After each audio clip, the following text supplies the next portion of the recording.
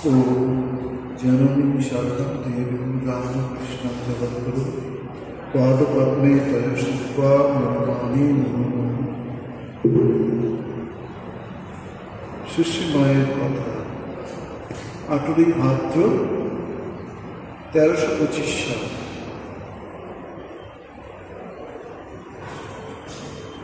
মায়ের কাছে যেতেন সরজবালা দেবী। মা এত স্নেহ করতেন, আর এই মহিলার মধ্যেও ভক্তিভাব, শ্রদ্ধার ভাব, আন্তরিকতা, এইসব গুণগুলো দেখে মানুষ অবাক। মা অফুরন্ত কৃপা এনাকে করেছেন। দৈনন্দিন জীবনে মা কেমনভাবে থাকতেন, কি কথা বলতেন, সেইগুলোই সব তিনি তার লেখার মধ্যে ফুটিয়ে তুলতে চেষ্টা করেছেন। এগুলো যেন ফুলের গন্ধ, যত পাওয়া যায় তত সেই সৌরভ মানুষের মনের মধ্যে প্রবেশ করতে থাকে। মানুষের মন আনন্দে পূর্ণ করে দেয়। আমরা বলি প্রার্থনায় যে অসতমা সত্যময়, তমসমা জ্যোতির্গময়, মৃত্যুর্মা মৃত্যুর্গময়। অন্ধকার অসৎ থেকে সতে, অন্ধকার থেকে আলোয়, আর মৃত্যু থেকে অমৃতত্বের সন্ধান করে দেয়। ঠাকুর বলতেন, মহা বলতেন, তেরা বনত বনত বনি যায়, যেমন চিন্তা করবে ধীরে ধীরে তেমনই হয়ে যায়। আসলে পোকা, মুড়ি পোকা চিন্তা করতে করতে তাই হয়ে যায়। ভগবানের নাম নিতে নিতে, ভগবানের চিন্তা করতে করতে মানুষের মধ্যে ভগবান শক্তির প্রবেশ ঘটে। মায়ের কাছে তারা আসতেন। মা কি বলছেন? মা বলছেন, কত সৌভাগ্য মা এই জন্ম, খুব করে ভগবানকে ডেকে যাও। খাটতে হয়, না খাটলে কিছু হয়। সংসারে কাজকর্মের মধ্যে একটু সময় করে নিতে হয়। কত কাজ মা করতে, প্রত্যেক কাজে মন শুদ্ধ হয়, দেহ শুদ্ধ হয়। নামের মাধ্যমে হয়, কর্মের মাধ্যমেও চিত্ত শুদ্ধি হয়। আমার কথা কি বলবো, আমি তখন দক্ষিণেশ্বর রাত 3টের সময় উঠে জপে বসি। কত জপ করতে, সবকিছুই করতে, কিন্তু মনে যেন একটি অনাসক্ত ভাব থাকত। কোনোভাবেই সেই অনাসক্তিটা কেউ সরাতে পারত না। বলতেন, আমার হৃদয়ের মধ্যে যেন মনে হতো দক্ষিণেশ্বর যখন থাকতাম, আনন্দের ঘর রয়েছে, আনন্দের ঘর।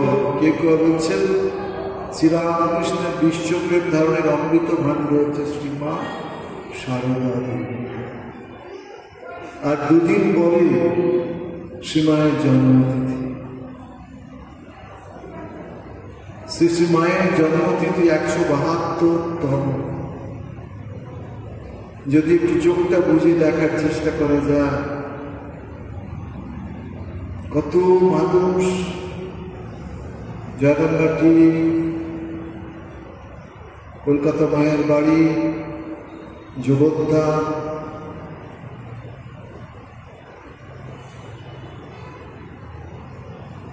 স্বামীজির বাড়ি কামারপুকুর। কামারপুকুর যদিও ঠাকুরের জন্মতিথি, তবুও মানুষ ছুটে ছুটে যাবে, ওই একই দিকে যাচ্ছে তো। ওদিকে ভাবুন, বোম্বে মিশন, ম্যাড্রাসে আমাদের মিশন আছে বাবার কাছে, সারা ভারতবর্ষে। আর বেলুড় মঠের ওই মায়ের ছোট্ট ঘরটাতে মা থাকতেন, ওই ছোট্ট ঘরটাই মায়ের খুব পছন্দ ছিল। কত মানুষ যাবেন প্রণাম করতে, আর সব ভক্তের এক সব মা মা মা মা। সত্যি মা তিনি বারবার মা শব্দটা শুনতে ভালোবাসতেন। আর সেইভাবে জীবনও তো দেখেই গেছে, তার যে জীবন, মাতৃভাবের জীবন। আমি সতেরও মা, আমি অসতেরও মা। কেউ কোথাও দেখেছে এটা? শ্রীমা তখন দক্ষিণেশ্বর, দক্ষিণেশ্বর ঠাকুর মায়ের মধ্যে দেখেছিলেন যে একটা বিশেষ শক্তি আছে। সেই কারণেই তো তিনি মা ঠাকুরকে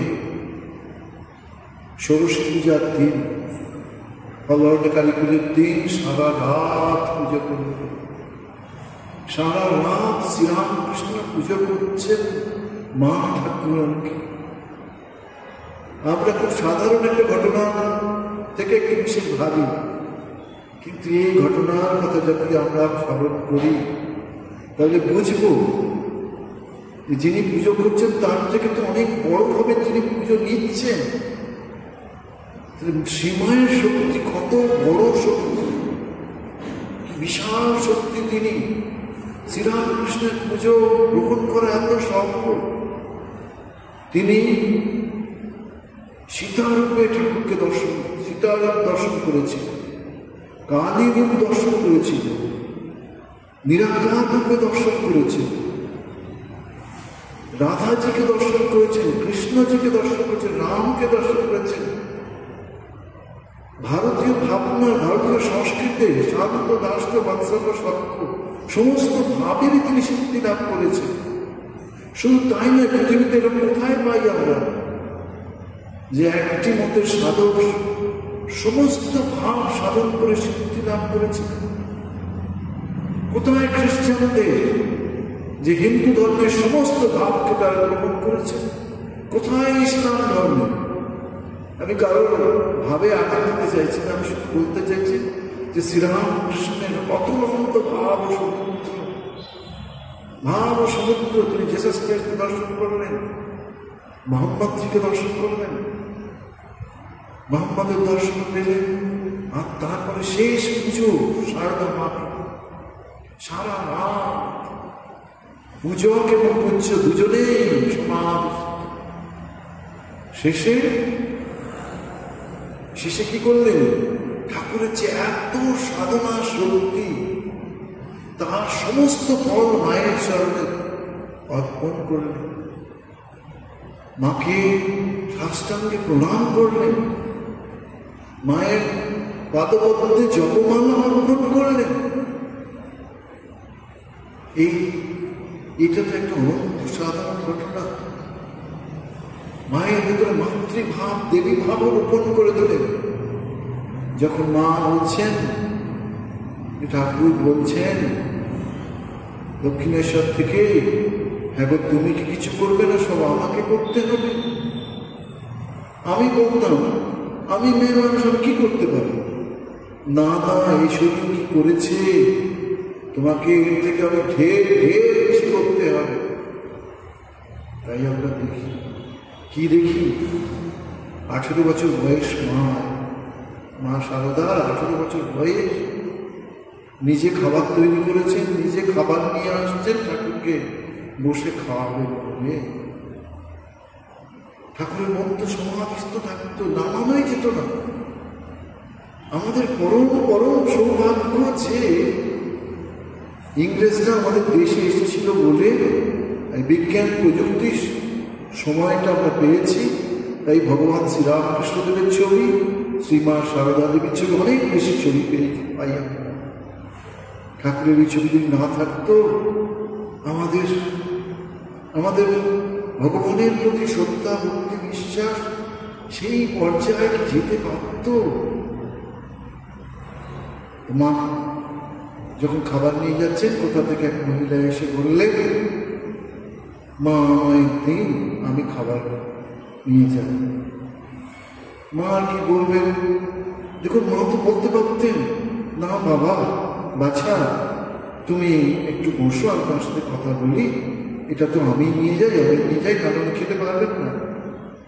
কিন্তু বললেন না, মেয়ের মনে একটু আঘাত দিলেন না। যখন সেই মহিলা খাবার রেখে চলে যান, মা পাশে এসে বসলেন, ঠাকুর খেতে বসে বললেন, এ তুমি কি করলে? তুমি তো জানো আমি কারো খাবার, যার তলাতে খাবার স্পর্শ গ্রহণ করতে পারি না।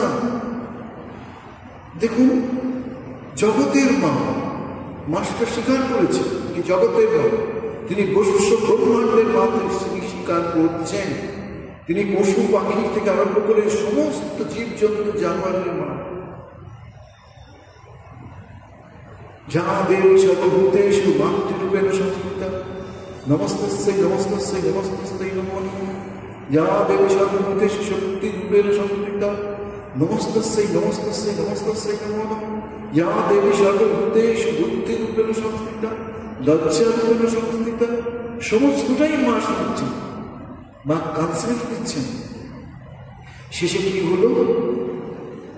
তুমি কথা দাও আর কাউকে খেতে এইভাবে, আমার আনিত খাবার, আমার জন্য যে খাবার আনছো কাউকে দেবে না। দেখুন, জগৎ মাতা এই সম্মান সত্যি পেতেন। যদি তার মুখ থেকে এই কথা না বেরিয়ে আসতো, তিনি কি বলেছেন? ঠাকুর, তোমার খাবার আমি রোজ আনবো, কিন্তু যদি কেউ আমাকে মা বলে যায়, আমি কি না দিতে পারি? না দিয়ে থাকতে পারি? পরে আরেকটি লাইন তিনি যোগ করেছিলেন, কি? ঠাকুর, তুমি তো শুধু আমার একার নয়, তুমি যে সকলে। এই যে ঠাকুরের ভাবটা সারা পৃথিবীময় ছড়িয়ে দেওয়া, এটা তো আমরা তাই দেখলাম। সারা পৃথিবীময় তিনি ঠাকুরের ভাবটা ছড়িয়ে দিলেন। ঠাকুরের প্রতি এত শ্রদ্ধা, এত ভালোবাসা আমাদের সকলের কাছে তিনি প্রেরণ। একটা মানুষকে দেখে তো আমরা শিখি, একটা জিনিস পড়ে তো আমরা শিখি। ঠাকুরের জীবন, মায়ের জীবন পড়বেন, কি অফুরন্ত ভালোবাসা। আর ঠাকুর যা বলছেন তার অক্ষরে অক্ষরে চেষ্টা করছেন পালন করতে, কিন্তু মাতৃত্বের জায়গাটা ঠাকুর ছাড়েন। মাতৃত্বের জায়গাটা কিন্তু তিনি ছাড়েননি। হয়তো ঠাকুরও তাই চাইতেন। এটা হয়তো সেইভাবেই মাকে তৈরি করার জন্য ঘটনাটি। মা অনেক রাত্রি পর্যন্ত জেগে থাকতেন। কেন? যে অনেক মানুষকে তিনি দীক্ষা দিয়েছেন বা তারা দীক্ষা নিতে এসেছেন, আসছেন, তাদের কল্যাণ দরকার। তো কোথায় আমরা এরকম মা পাবো? পৃথিবীর ইতিহাসে কেউ কোনোদিন এরকম দেখেছেন না শুনেছেন? আপনি গীতা পড়ুন, আপনি উপনিষদ পড়ুন, আপনি ভাগবত পড়ুন, আপনি পুরাণ পড়ুন, কিন্তু মায়ের ওই কথাটা, বাবা আমার মতো আরেকটু দেখাও না। যত দিন যাচ্ছে মায়ের কত বই বেরোচ্ছে, মাকে নিয়ে কত গান হচ্ছে, মাকে নিয়ে কত। আজকে আমাদের মতো এই সাধারণ ছেলেরা স্বাধীন হতে পারতেন যদি মা না থাকতেন। মায়ের প্রার্থনা ছিল, ঠাকুর তোমার নামে যারা ঘর বাড়ি ছাড়বে তাদের দুটো অন্যের ব্যবস্থা যেন হয়। ঠাকুর, এটা তোমাকে দেখতে হবে। সত্যিই আমরা মায়ের জন্যই। অনেকদিন আগের একটি ঘটনা শুনেছি।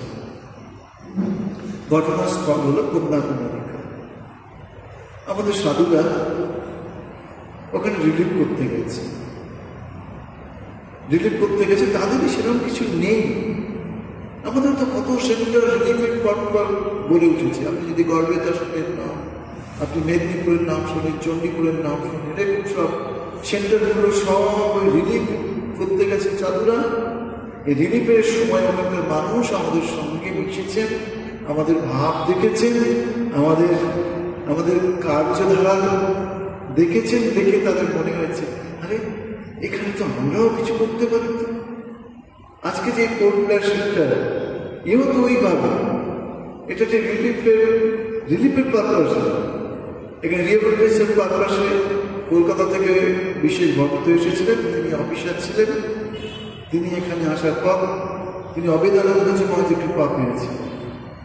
অবেদানন্দজি মহারাজের কৃপা, ঠাকুরের সন্তান কালী মহারাজ।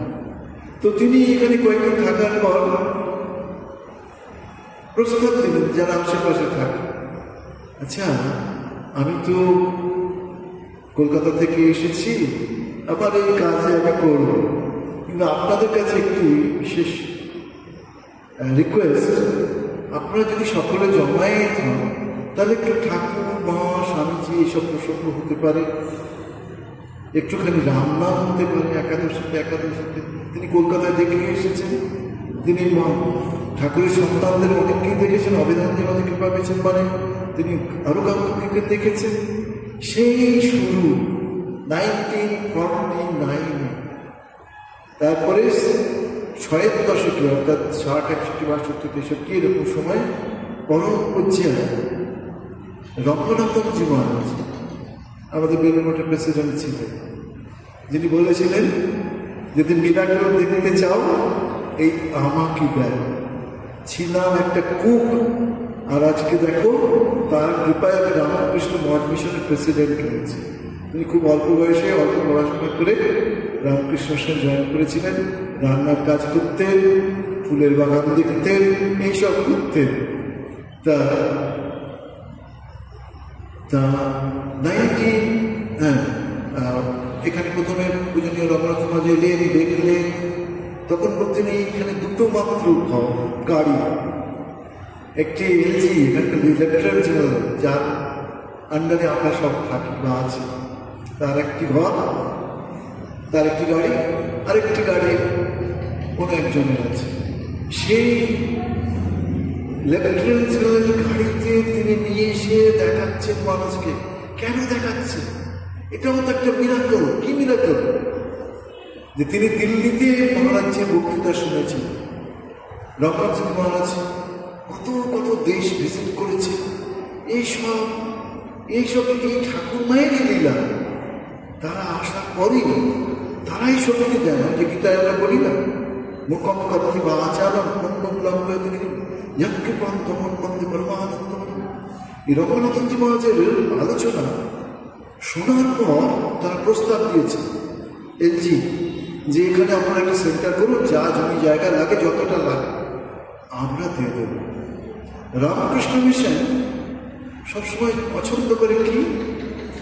কোয়ান্টিটি নয়, কোয়ালিটি। আমরা সত্যিই সাধারণের মতো সাধারণ, কিন্তু আমাদের সকলের এই লক্ষ্য ওয়ার্ক ইজ ওয়ার্কশিপ। কাজটা কাজ নয়, কাজটা পুজো। কাজটা যারাই অভিভূত হয়, যারাই ঠাকুরের কাছে যায় তারা অভিভূত হয়।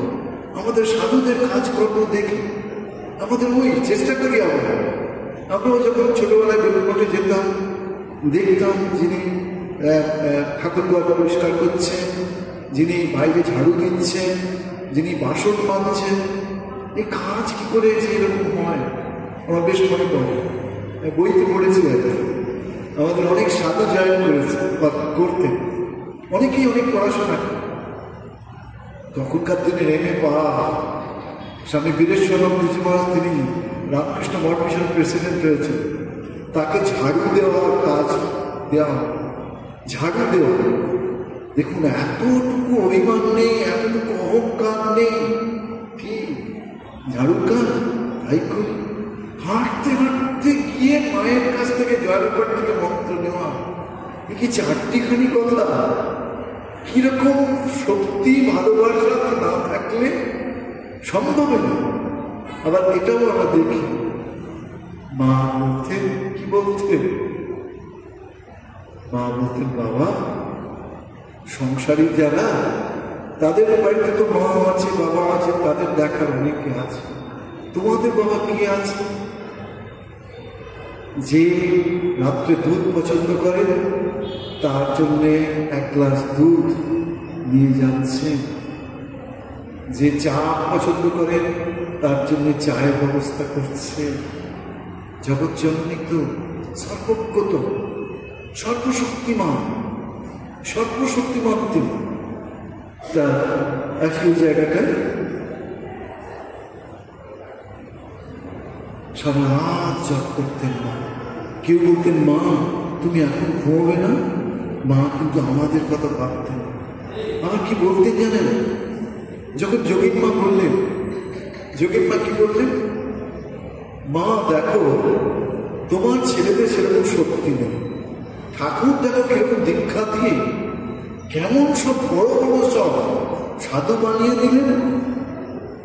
মায়ের কথা কিন্তু সত্যি চিন্তা। মা কি বললেন? মা বললেন, হ্যাঁ যোগীন, তুমি ঠিকই বলেছ, তোমার কথায় ভুল নেই। কিন্তু দেখো, এই 15-16টি দিতেই তার শরীর চলে গেল। আর তারপরে কি, এখানে মন্ত্র টিপে, ওখানে মন্ত্র টিপে, এটা হাত দেখে, ও কপাল দেখে, এর চোখ দেখে, এর চরণ দেখে ঠাকুর দীক্ষা দিত, কাছে রাখত। আর আমার কাছে কি ঠেলে দিয়েছে বলতো? পিঁপড়ের রাশি, অসংখ্য অসংখ্য মানুষকে মা দীক্ষা দিয়েছেন। মাঝে কখনো অভিমান করতেন না তা নয়। একবার রাজা মহারাজ বেশ কয়েকজনকে জয়রামবাটিতে পাঠিয়েছিলেন দীক্ষা, মায়ের কাছে দীক্ষা নেওয়ার জন্য। মা কিন্তু একটু একটু কথা বলে ফেলেছে। ছেলে বিদেশে থাকলে মায়ের কাছে কত ভালো ভালো জিনিস পাঠাতে হয়, রাখাল শেষ পর্যন্ত আমার জন্য এইগুলো পাঠালো। অনন্ত কৃপা, অনন্ত করুণা। প্রেমানন্দ মহারাজ বলছে, অনন্ত কৃপা, অনন্ত করুণা, যে জিনিস নিজেরা হজম করতে পারি না, সব মায়ের কাছে ঢেলে দিচ্ছি, আর মা সব গ্রহণ করছে, আর সব পাপ গ্রহণ করে সব হজম হয়ে যাচ্ছে মায়ের। আবার ওই জায়গাটা একটু বলতে বাকি রাখলাম, সেটা হলো যখন যোগীন মা যেসব, যোগীন মা এরকম কথা বলছেন, মা শেষেরটা বলল, যোগী এরকম করে কাউকে কথা বলতে নেই। অর্থাৎ ঠাকুরকেও ছোট করতে হবে না, আমাকেও ছোট করতে নেই, মানুষকেও ছোট করতে নেই। যে বড় হলো না, এটা আবার কিরকম কথা? মা পরম শক্তি নেই, পরম শক্তি নেই। কোথায় বিড়াল থেকে ফেলে দিচ্ছে, সেই বিড়ালের প্রতিও মমতা। সেই পাখিটা মা মা করছে, সেই তার কাছেও মা ছুটে যাচ্ছে। কোথায় গরুটা হাম্পা হাম্পা করছে, কোথায় ডাকা, তাকে পর্যন্ত বলছে কি, সরল আমার যেমন সন্তান, আম যেন সেই রকম। এ কোথায়? বিদেশি দ্রব্যের তখন পরিবর্জনের জন্য আন্দোলন চলছে। সামনে দুর্গা পুজো, বা একজন সাধু মহারাজ বললেন, যাও এদের কাপড় চোপড় নিয়ে এসো। তিনি বিদেশি জিনিস না নিয়ে এসে স্বদেশি জিনিস নিয়ে আসতেন। মেয়েরা বললেন, আমরা এইসব পিসিমা করবো না। মা তো ইজিলি বলতে পারতেন, না বাবা, এগুলো ভারতীয় ভাবনা, বিদেশি জিনিস বর্জন করছে, আন্দোলন চলছে, তোমরাও ওই জিনিসই না, দেশি জিনিস যা তৈরি হয়েছে। মা বললেন, আমি যে মা গো, আমার কি একরোকা হলে চলে? আমার একরোকা হলে চলে না। যাও বাবা, গিয়ে বদলে নিয়ে ওই মিলের জিনিসপত্র নিয়ে আসা হলো। মা দেখলেন সন্তান আনন্দে ভরে গেছেন। এই মা কি বলছেন? মা বলছেন, চারিদিক নিস্তব্ধ, জোছনা উঠেছে, আমি নবতে সিঁড়ির পাশে বসে জাপ করছি। ঠাকুর যে সেদিন ঝাউতলায় সরষে গেছে কিছুই জানতে পারেনি, অন্যদিন জুতোর শব্দে টের পায়। খুব ধ্যান জমে গেছে। তখন আমার অন্যরকম চেহারা ছিল, গায়ে গয়না পড়া, লাল পেড়ে শাড়ি, গা থেকে আঁচল কষে বাতাস উড়ে উড়ে পড়ছে, কোনো হুঁশ নেই। ছেলে যোগে সেদিন ঠাকুরের গাড়ি নিতে গিয়ে আমাকে ওই অবস্থায় দেখেছি। সেসব কিনে গিয়েছে মা। জোছনা রাতে চাঁদের পানে তাকিয়ে জোর হাত করে বলেছি, তোমার এই জোছনার মতো আমার অন্তর নির্মল করে দাও। জপ ধ্যান করতে করতে দেখবে ঠাকুরকে দেখে উনি কথা হবে, মনে যে বাসনাটি হবে তখনই পূর্ণ করে দেবেন। সত্যি তাই। আমাদের সেই মন নেই, সেই ভাব নেই, আমাদের সেই আধারের অভাব বলে মনে হয়। অনেকেই বলে, কি বলে, তুমি কখনো ঠাকুরের ছবির দিকে তাকিয়ে থাকো? তাকিয়ে থাকো ঠাকুরের ছবির দিকে। কখনো মায়ের দিকে তাকিয়ে থেকেছ? এই পবিত্রতা স্বরূপিনী মা নিজে বলছেন, সত্যি মায়ের ছবির দিকে তাকিয়ে মানুষ পরম শান্তি পাবায়, স্নিগ্ধ হবে মন, মন আনন্দে ভরে যাবে। মায়ের ওই ছবির দিকে যখন মা বলেছিলেন, যখন ছেলে বলছেন, সন্তান বলছেন, মা জব যে হতে চায় না, মা কি করব, চোখ বুঝে বসলেই কোথায় মন চলে যায়, সকলেরই অলমোস্ট। মা কি বলেছিলেন? ছবির দিকে তাকিয়ে জব করবে বাবা, তাহলেও হবে। ছায়া আর কায়া সমান বাবা, ছায়া আর কায়া সমান।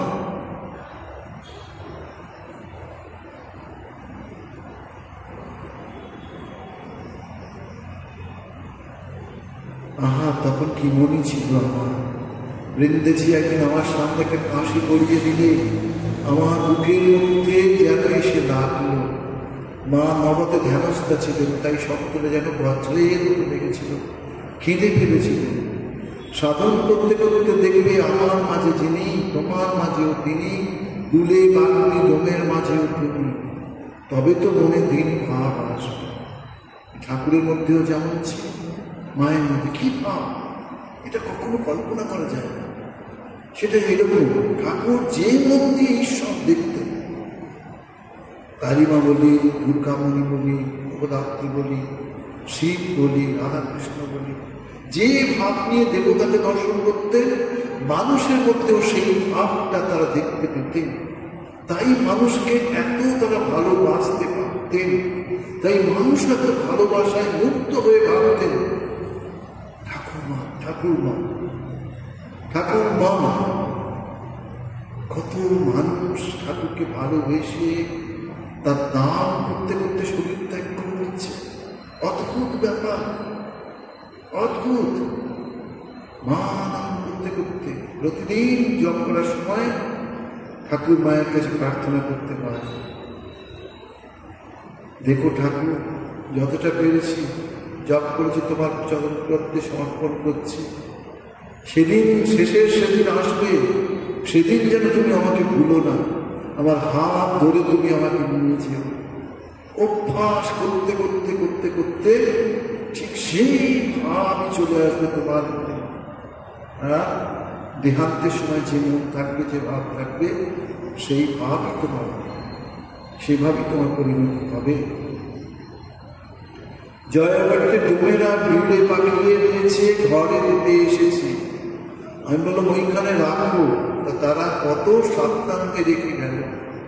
ও বলে কিনা ওই ছোঁয়া গেল, ওসব ফেলে দাও, এই বলে তাদের গালাগাল। জয়াবাড়িতে মাঝে মাঝে আত্মীয়রা এইসব এইসব লীলাপেশটাই দরকার, তো সেই জন্য এইসব মায়ের ইচ্ছাই ছিল। তাহলে মা যদি ইচ্ছা না করতেন তাহলে কি এরা থাকতে পারত? আমরা কি ভাব পেতাম? সময় প্রায় শেষ, মায়ের জন্মতিথি চলে আসছে। কত কত গান হবে, কত পুজো মা পাবে, কত ভাবে মা সেজে যে ভক্তদের কৃপা করবেন। জয়রামবাটিতেও দেখা যেত তো মায়ের সময়। মায়ের জন্মদিন, মাকে বসিয়েছেন, মায়ের গলায় মালা টালা পরিয়ে দিয়েছেন। মা মা মা বলে ভক্তেরা সব পাশে বসে আছে। মা কিছুতেই কিছু গ্রহণ করতে পারছে না, অনেক কষ্টে একটু গ্রহণ করলেন। তারপরে বলছেন, কি বলছেন, ছেলেদের না খাওয়ার আগে আমার গলায় কি ঢুকতে পারে বলো তো তোমরা? বলে উঠে গেলেন। কি? পরিবারে একজন অসুস্থা, সেই অসুস্থা সেবিকা তিনি, সেই সব পথ্য তৈরি করতেন তিনি। সময় মতো পথ্য না দিলে সেই সেবিকা, সেই যিনি অসুস্থা তাকে কে দেখবে? আজ বিশেষ দিনে কারোর নজর নেই। জন্মদিনে তিনি বলছেন, দাও পায়ে দাও, পায়ে ফুল দাও, নামে নামে দাও, কলকাতার সব সাধুদের নামে নামে দাও। জগতের যত মানুষ আছে সকলে কল্যাণ হোক, মঙ্গল হোক। আরেকটি ঘটনা মনে পড়ে যাচ্ছে। মা ঠাকুরের জন্মতিথি পালন, কাশী থেকে দুজন মহারাজজি চলে এসেছে। তাদের খুব ইচ্ছা জন্মতিথি, মা ঠাকুরের জন্মতিথি কেমন করেন দেখা। আর মাত্র কয়েকটা দিন বাকি, কোনো জোগাড় জানি কিচ্ছু দেখছেন না। হঠাৎ তারা মায়ের কাছে গেলেন, গিয়ে বলছেন, আমাদের যে বড় ইচ্ছা ছিল, মা তুমি কেমন ভাবে ঠাকুরের পূজা আর্চা করো, কিছুই তো দেখছি না, কিছুই তো করছি না। মা শুধু বললেন, বাবা কোথায় আমার শক্তি, কোথায় আমার ভক্তি বাবা। জন্মতিথির ঠিক আগের দিন বিভূতিবাবু চলে এলেন বাঁকুড়া থেকে। বাঁকুড়া থেকে 2.5 ঘন্টার বাসের রাস্তা, কতটা পথ, প্রায় 90 কিলোমিটার হয়তো হবে। তো বলছেন, গরুর গাড়ি ভর্তি করে জিনিস, শত শত মানুষ যাতে প্রসাদ পাওয়ার সুযোগ পায়, মায়ের পুজোয় ফুল সব কিছু জোগাড় জাতি করে আগের দিন গাড়ি করে নামলেন। সব কিছু সন্তান দেখলেন, স্বামী বিশুদ্ধানন্দজি আর একজন মহারাজ। তো তারা আবার পরে মায়ের কাছে গেল, মা এটা কি দেখলাম? মা মুখে স্নিগ্ধ প্রসন্ন হাসি, প্রসন্ন মূর্তিতে স্নিগ্ধ হাসি দেখে যা বোঝা তারা বুঝলেন যে অঘটন ঘটন পটীয়সী মা, মা অঘটন ঘটন পটীয়সী। ঠাকুর তার কাছে রেখে গেছেন এই সব কথা। বলছে যত দিন যাবে দেখবে এই পৃথিবীতে ঠাকুরের ভাব ঘরে ঘরে ছড়িয়ে পড়ছে। আজ পৃথিবী বড় অশান্ত, কত মানুষ পথের সন্ধানে রয়েছে। মানুষের জীবনে নানা দুর্দশা, দুঃখ, কষ্ট নেমে আসছে, কিন্তু মায়ের কাছে ঠাকুর রেখে গেছে এই কথা, যত দিন যাবে দেখবে এই ছবি একদিন ঘরে ঘরে ঘরে ঘরে পুজো পাচ্ছে। নিজে এই কথাও বলেছিলেন, হ্যাঁ গো দেখলাম, শুয়ে তো আছি, হঠাৎ করে মন চলে গেল কোন একটা দেশে। কি দেখলাম জানো? দেখলাম মাকে বলছে যে অনেক ধোবো ধোবো মানুষ সব এখানকার চিন্তা করছে, ভাবনা করছে। মা বললেন, এই আবার কি উনি দেখলেন? ঠাকুরের সঙ্গে তো তর্ক করা যায় না।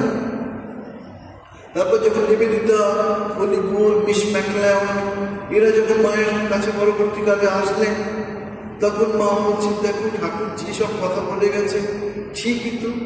আমাকে বলে গেলেন এক দুপুরবেলা, জানো মনটা কোথায় চলে গেল, গিয়ে দেখি এই সব ধোবো ধোবো মানুষ এই ছবি পুজো করছে, এই কথা ভাবছে, এই কথা চিন্তা করছে। তাই তো দেখছি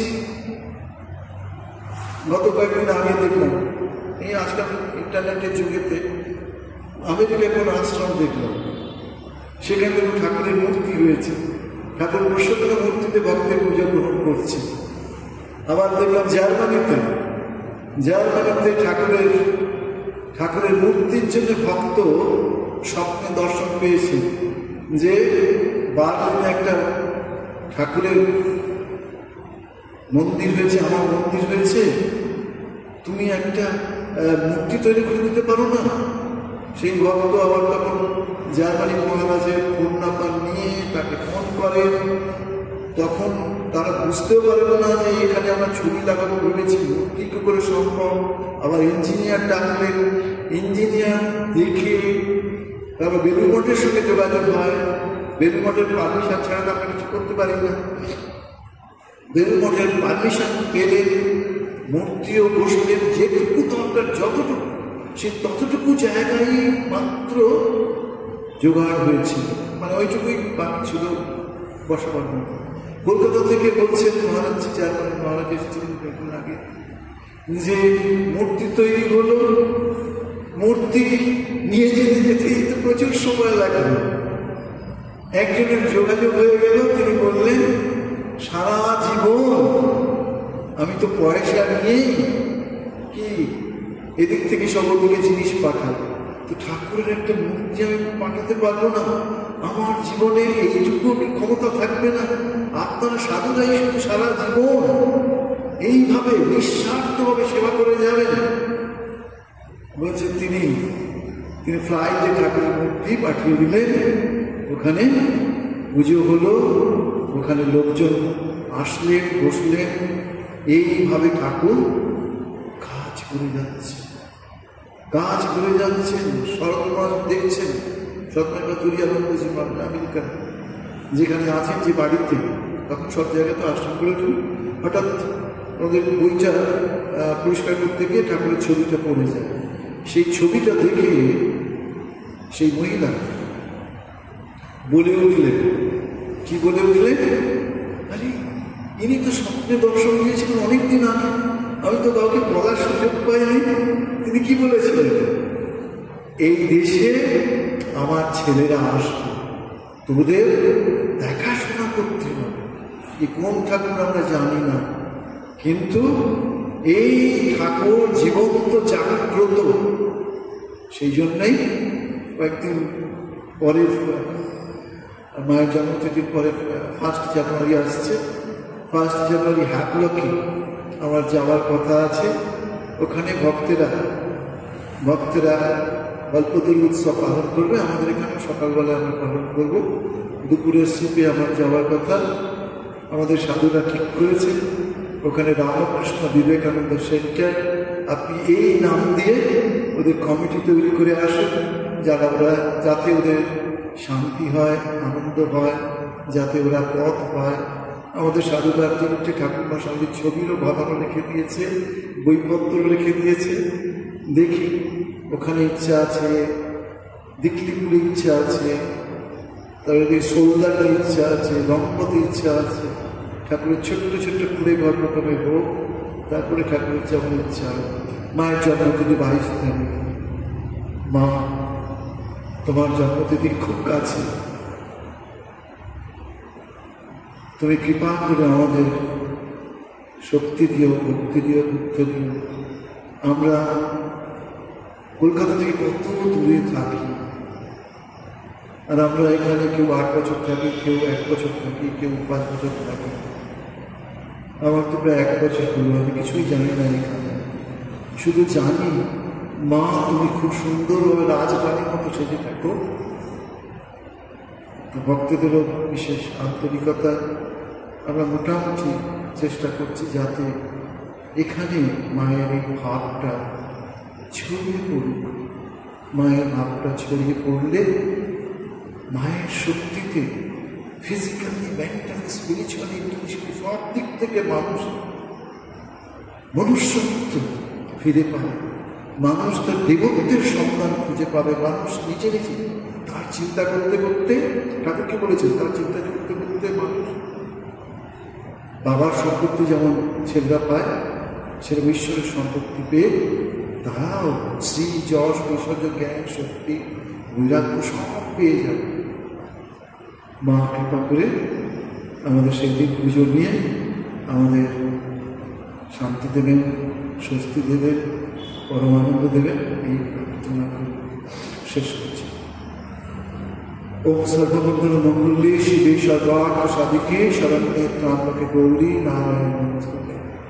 সৃষ্টি স্থিতি বিনাশানাং শক্তিতে সনাতনে গুণাশ্রয় গুণময় নারায়ণ নমস্তুতে। শরণাগত দীনার্থ পরিত্রাণ পরায়ণে সর্বশান্তি হরে দেবী নারায়ণ নমস্তুতে।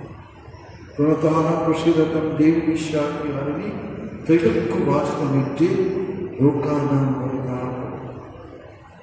ओम शांति शांति शांति। श्री राम कृष्ण अर्पणमस्तु। जय मां जय मां जय।